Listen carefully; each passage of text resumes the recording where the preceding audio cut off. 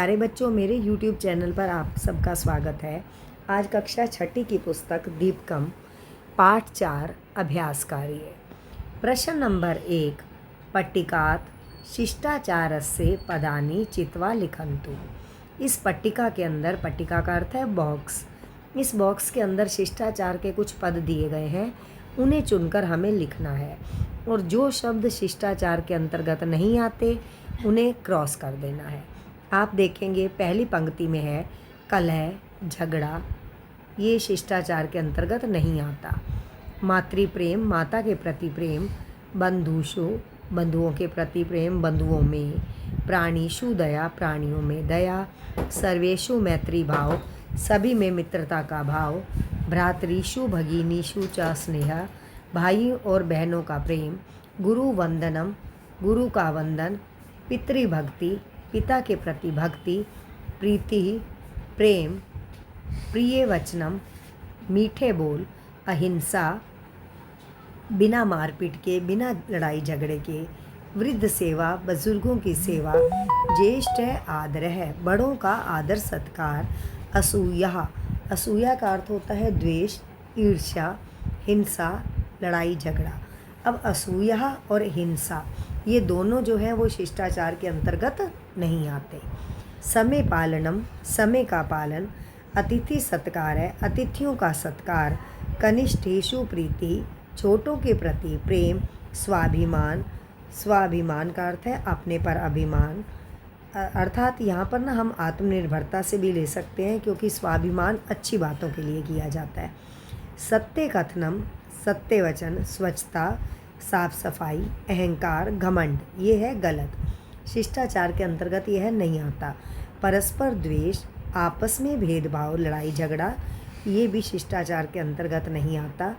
परोपकार है, परोपकार, सत्पात्र दानम, जो योग्य हो उसी को दान देना, मतलब जिसको ज़रूरत हो।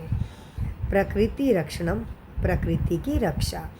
आप देखेंगे यहाँ पर मैंने पहली पंक्ति के अंतर्गत कलह को गलत किया है, दूसरी पंक्ति में कोई नहीं गलत किया, तीसरी में असूया, हिंसा, और उसके बाद कहा गया है अहंकार, परस्पर द्वेष। ये जो शब्द हैं ये शिष्टाचार के अंतर्गत नहीं आते, बाकी सारे शब्द शिष्टाचार के अंतर्गत आते हैं। अब हम चल रहे हैं प्रश्न नंबर 2 पर। आप देखेंगे इसमें उदाहरणानुगुणम सम्यम संख्या भी लिखन्तु, उदाहरण के अनुसार समय को लिखिए। जिस प्रकार यहाँ लिखा गया है पादोन सप्तवादन है, तो यहाँ पर उस शब्द को लिख दिया गया है। हिंदी के अंदर उस संख्या को लिखना है। सार्ध 10 वादनम, 10:30, 10 वादनम, 10 बजे, सपाद 6 वादनम, 6:15 बजे, सार्ध 4 वादनम, 4:30 बजे, पादोन 11 वादनम, 11:15।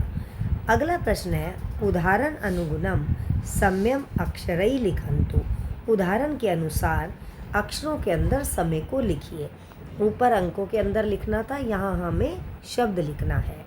आपने देखा उदाहरण के अंदर दिया गया है 6 बजे, 6 वादनम, उसके बाद है 5:30 बजे, उसके नीचे लिखा है 9:45 बजे, 12 वादनम 12 बजे, पादोन सप्तवादनम 7:15, सार्ध 11 वादनम 11:30। उसके बाद हम आ रहे हैं प्रश्न नंबर 4 पर। उदाहरण अनुगुणम प्रश्न निर्माणम कुर्वन्तु, उदाहरण के अनुसार प्रश्न निर्माण कीजिए। सा सार्ध सप्तवादने अध्ययनम करोति, वह 7:30 बजे पढ़ाई करता है, अध्ययन करता है। अब प्रश्न निर्माण में क्या आना चाहिए कि वह कब पढ़ाई करता है। तो जहाँ पर भी समय दिया गया है, मैंने यहाँ रेखांकित भी कर दिया है, रेखांकित किए गए शब्दों को हम हटाएंगे और उनके स्थान पर लिखेंगे कदा, तब हमारा प्रश्न बन जाएगा। और देखेंगे आप यहाँ पर प्रश्नवाचक चिन्ह भी लगा है। यहाँ मैंने 2 दृष्टांत भी दिए हैं, उदाहरण भी दिए हैं। सा सपाद 9 वादने विद्यालयम गच्छति, ऊपर वाला जो वाक्य था उसमें सह का अर्थ है वह पुल्लिंग, नीचे लिखा हुआ है सा का अर्थ है स्त्रीलिंग। वह 9:15 बजे विद्यालय जाती है। सा कदा विद्यालयम गच्छति, सतीशः सार्धद्वादशवादने भोजनं करोति। सतीशः कदा भोजनं करोति? यानं कदा गच्छति? गोपाल कदा गोदोहनं करोति? माता कदा कार्यालयं गच्छति? अब हम आ रहे हैं प्रश्न नंबर 5 पर। प्रश्न नंबर 5 में स्वस्य दिनचर्या सरल वाक्ये लिखन्तु। अपनी दिनचर्या को सरल वाक्यों में लिखिए। ये पाठ के अंतर्गत वाक्य आए हैं। अहम प्रातः षड्वादनम उत्तिष्ठामि, अहम अष्टवादनम विद्यालयम गच्छामि। तो हम उन्हीं वाक्यों को यहाँ पर लिख सकते हैं जो पाठ में वर्णित है। अंतिम प्रश्न है प्रश्न नंबर 6। वाक्येषु शिष्टाचार पदम योजन्ते। वाक्य के अंदर शिष्टाचार के पदों को लेकर इन रिक्त स्थानों में भरिए। ऊपर शब्द दिए गए हैं। नियम पालनम, नियम पालन करना, सेवा, मैत्री भाव, सहायम, सत्कार, दया भाव। पहला वाक्य करते हैं हम। सा दुर्बला नाम, वह दुर्बलों की, उसके इनमें आएगा सहायम करोति, सहायता करता है।